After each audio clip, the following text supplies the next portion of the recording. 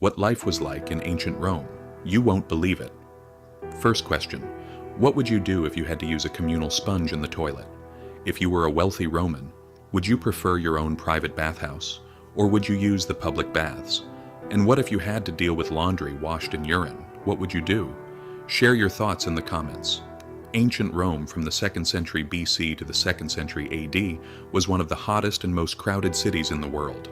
Its population was measured in hundreds of thousands in the 1st century BC, rose to 800,000 during the reign of Augustus, and reached up to 1 million by the 2nd century AD.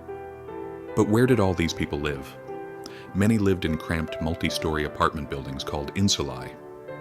These structures were vulnerable to fire, collapse, and disease, and housed people from the poor to the middle class. The wealthy, on the other hand, lived in mini palaces called domus. 1 or 2 stories, atriums, living rooms, multiple bedrooms, kitchens, and bathrooms. Large domus could sometimes be as big as an entire city block, but even the rich couldn't always guarantee privacy when it came to toilets and bathing. Hygiene in Rome was unusual. Public baths, thermae, were used for bathing, conducting business, and socializing. Wealthy Romans had servants scrape oil off their bodies while the poor had to do it themselves. Tools like the strigil, a metal or stone scraper, were used to remove oil and dirt from the body. Doing laundry was an even more disgusting story. Fullers cleaned clothes using animal and human urine, which contains ammonia to bleach garments.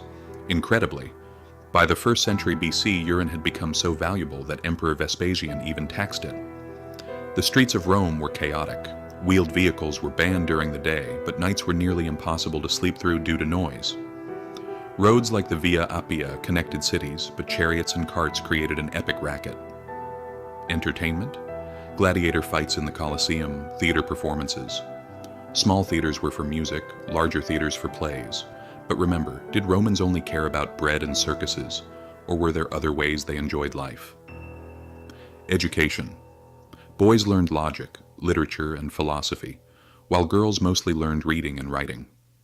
Wealthy families hired the best teachers or educated slaves, while poorer children often went straight into family trades. Women mostly handled household duties and motherhood.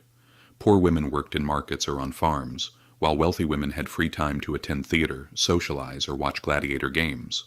Some women became priestesses, like the Vestal Virgins, dedicating their lives to a goddess. Religion was everywhere in Rome. Household gods, lares and penates, protected the home and family. Temples and worship of the emperor played a central role in the city. Through the imperial cult, some emperors were even deified and included in daily worship. Politics. Plebeians had tribunes, but the Senate and wealthy class controlled most things. The head of the household, paterfamilias, had full authority over business, property, and children. Powers such as adoption, selling children into slavery, or managing inheritance were his alone. Write in the comments. If you were living in ancient Rome, would you choose public baths or your own private bathhouse? What would you do if laundry had to be washed in urine? Would you watch gladiator fights or prefer the theater instead?